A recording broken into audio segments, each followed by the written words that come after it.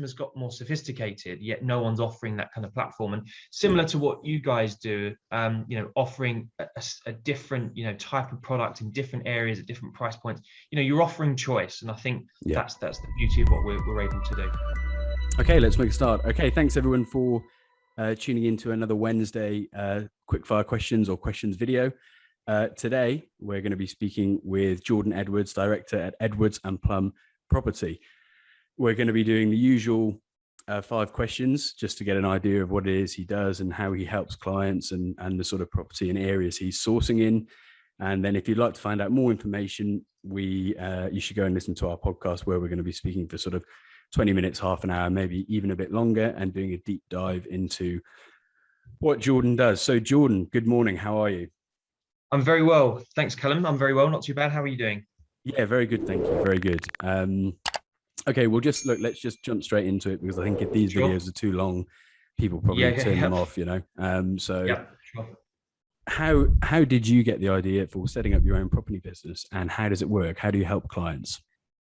Good question. So fairly straightforward, really. I think the pandemic was a big factor in kind of taking the plunge and setting up my own business. But like you, I've worked in the property industry for many years, working for developers, and obviously being based out in Asia, helping lots of overseas clients. So when the pandemic kind of kicked in, when you work for a developer, you generally speaking only have one sort of product to sell, or maybe two different buildings to sell at any one time. So you're very limited in terms of what you can do to help your clients. So the concept really came from being able to offer my clients a much wider service, looking at obviously investment properties. I was also speaking to a lot of people about, buying properties for them to move back and when they move back to the UK, they want to live in, which seemed quite interesting to me, rather than just kind of promoting kind of off-plan properties. And I think just being able to service and help people, I think was the most critical bit. When you have a client approach you and want them to let you go, oh, how do you get hold of this, or can you do that, or how do we do this, and you're not really being able to service that client, it's being passed on to someone else. I thought, why can't I be in the position where I can do that and help them? So that's really kind of the sort of the momentum behind it. I moved back to the UK from Singapore as well, so a big change for me in terms of sort of lifestyle. And it's quite simple, really. We're essentially, as I said, we're a sourcing business. We're also a managing business. So we help clients find properties, whether they're for self-use or investment. We cover right across the UK.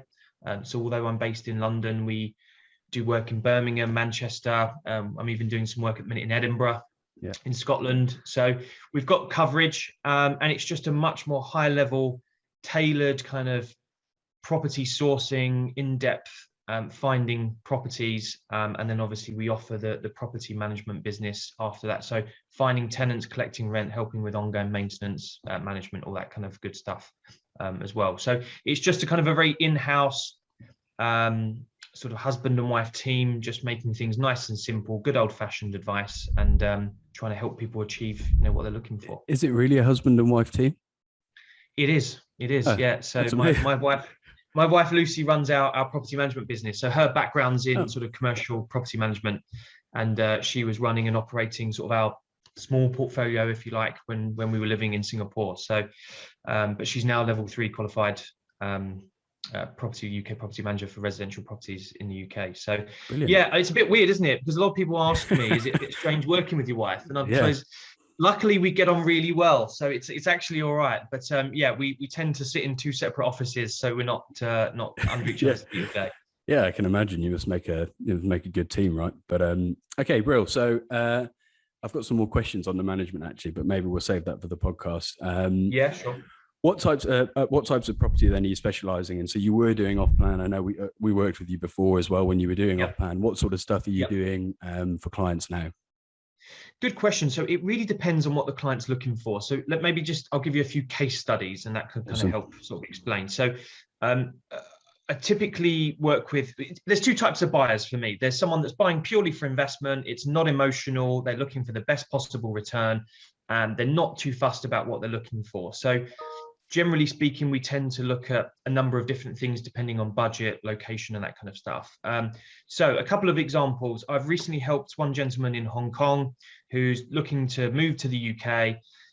He wants to essentially use these properties as an investment for his pension. So I've helped him acquire a number of smaller sort of 2-bed terraced houses just on the outskirts of Manchester in sort of Salford area. They were all beneath £200,000, so really kind of nice and simple. He's bought them all in sort of company structure. And so, yeah, so we can help find that stuff. We were also looking at some apartments for him as well, some properties that are just coming up to completion. So off plan, but not 2 years away. Sure. But nice and simple, 1 and 2 beds, just really nice and clean, exactly what the market's kind of looking for.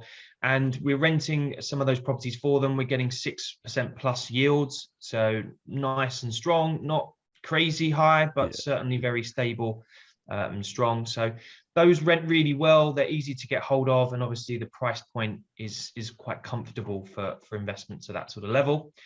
And then on the flip side of that, we do in London, we do a lot of kind of self-use transactions. So I've helped 2 clients acquire some properties in Wimbledon and Putney recently. They were more around the 1.5 million mark. And then we do some stuff across London where, again, generally apartments. I normally stick to sort of 1 and 2 beds if we're looking at apartments. If we're looking at houses, we look at sort of 2, 3, 4, and 5 beds. Yeah. I tend to steer clear of 3-bed flats because I think if you're going to go for a 3-bed flat, just go for a house. Yeah. But yeah, as I said, I suppose there's no kind of one size fits all. The beauty being is that we can get hold of anything with our network. We can get those off-build apartments, we can get physical stuff, or we can go for landed houses. And we can even touch on a little bit of commercial stuff as well, if needed. Cool. So it's so you've gone from working for developers where you've got, putting a square peg into a round hole or whatever it is, and you've gone to a service now where you said, well, I didn't really like that, so I'm going to offer the whole thing and find whatever you're looking for. Does that sound about right? Yeah, it's exactly that. I think that the beauty being is that, and one of Lucy's kind of mottos is that, a one size fits all doesn't fit everyone. It doesn't work for everyone. Just going to these events and trying to sell someone a 2-bedroom apartment. Each individual client is extremely different in terms of how much they want to spend, how long they want to own the property for. So, having worked in off-plan properties for 10 years, although very successfully, it got to the end and I was just thinking that the market hasn't advanced. The customers got more sophisticated, yet no one's offering that kind of platform. And similar to what you guys do, offering a different, type of product in different areas at different price points, you're offering choice. And I think that's the beauty of what we're able to do. Yeah, and that's it. It's about having a chat, right, and seeing because it's not one size fits all. It never is. With all, I was just thinking the common theme in all these conversations we have with experts is, it's never mortgage, never one size fits all. Setting up a company, never one size fits all. Should I go for yield or capital appreciation? It's always different. Which I suppose segues quite nicely into the next question is locations. You mentioned Manchester, you mentioned London, but where are the best buying locations at the moment? Where are you getting a lot of demand in, I suppose, from what is best? Yield, I suppose, is one way to look at best, and then capital appreciation is another way to look at it. So yeah, great question again. Not an easy one to answer. Not a quick one. No, exactly. Well, I suppose you guys also get the thing is your clients say, well, where's the best place to buy? I'll happily buy there. And it's never that simple, really, because again, it depends on your budget. I have another example. A contact of mine said yesterday, I've got a client looking to buy some rundown properties in London. They don't have a budget. And I said, well, is it 1 million or 100 million? Okay. You need a budget, right? Yeah, we need to work on a bit of a plan. But anyway, so just kind of going back to it. Yeah, I mean, it really depends, again, what you're looking for. So for me personally, I'm from London. I know London. I own my own properties in London. Long term, I still think London, and there's parts of London in sort of zones 3, 4, and 5 for me that make total sense. There's still a good amount of stock on the market. Long term, you can make significant gains. Although the rental market in London at the moment is not at its best, and rental yields aren't the highest, I think for the long term capital gain, London still for me makes total sense, but you have to buy in the right areas.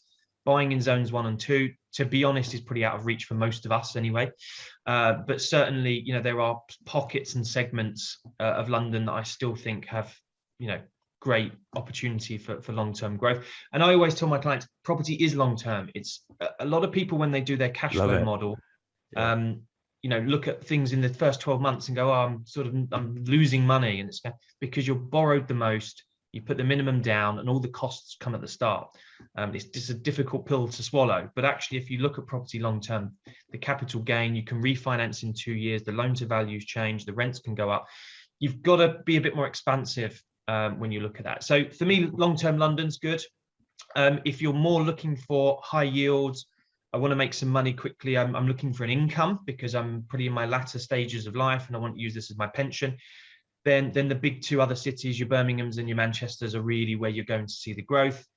I transact most of my clients in Asia because obviously having spent a lot of time living out there and a lot of contacts out there. So, those 2 cities are familiar for people. They've been advertised, they kind of understand them. They understand about HS2 and, the big companies like HSBC and Goldman Sachs and Amazon and these kind of companies. So there are industry in those areas.